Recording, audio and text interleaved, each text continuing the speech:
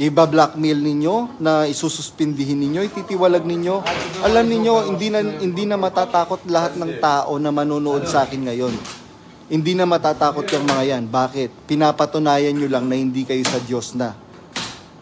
Bakit umaga dyan, bro? Gabi na dito. Nandito po kami sa Europe.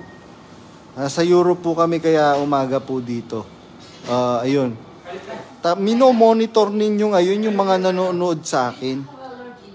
Bakit? Iba-blackmail ninyo. Kaya yung iglesia na yan, hindi na magbabago. Excuse me. Hindi na magbabago yan. Bakit? Yung mga nasa upper level, sila mga baboy na. Do you need allergy medication? Yeah, I have already. You have? Yeah. Okay. Where are you from? In the US. Oh, that's great. What are you doing here? I live. You live here? Politician reason. Donald Trump win again, so. Okay. I'm live. Do not say that. He's doing good. And like I did before. I did immigrant over there, so yeah. I just turned back. You immigrate to the US? And Albania is good. Yeah. People are great. They're very nice. Yeah, and the environment is great as well. Yeah, of course. I'm I'm from the Philippines. Dallas, Texas, and Philippines. Yes, exactly. Have you been in the Philippines yet? No, my wife has though. Really? Yeah, she did research there. Oh, you should go there. Yeah, she speaks Tagalog and everything. Really? That's great. What's that? Tagalog. I don't speak Tagalog. Ayun. Kaya yung mga diyan, yung mga pumapapil-papil diyan, alam nyo naawa ko sa inyo, dapat nga hindi kayo magagalit sa akin. Bakit? Ba't ka nagagalit sa akin, Jerome Regalario? 'Di ba galing ka dati sa Vietnam? Bakit hindi ka mag-imbestiga? What's that?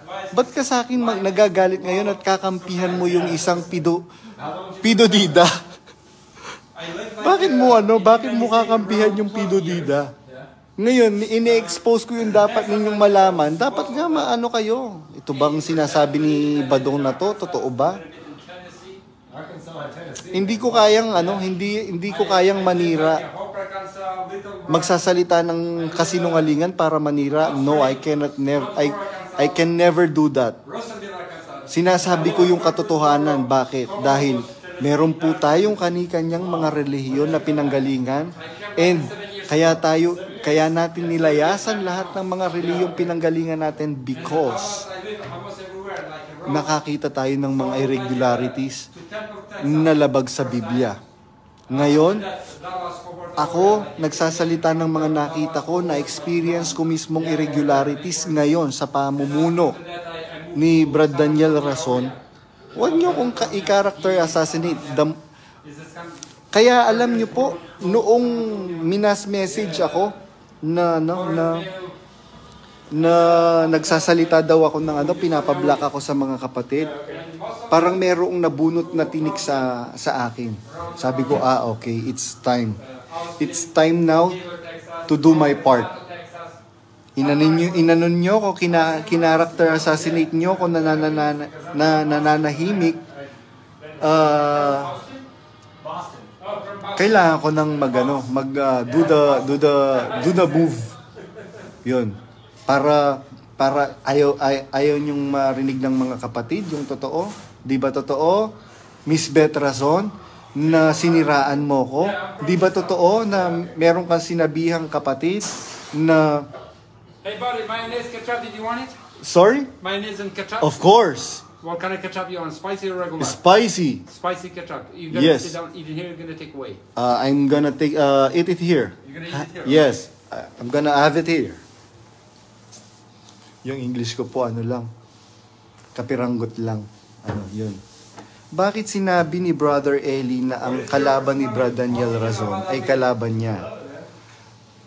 Sa tingin niyo po ba, yung ginagawa ni Brad Daniel Razon ngayon is hindi paglaban sa itinuro ni Brad Eli? Mag-ano po kayo? Buksan niyo lang po yung isip po ninyo. Buksan niyo lang po yung isip ninyo. Unang-una, sabi ni Brad Eli, pagka ang manggagawa nagmotor, automatic, suspendido, tanggal sa ministeryo. Anong ginawa ni Anong mandato yan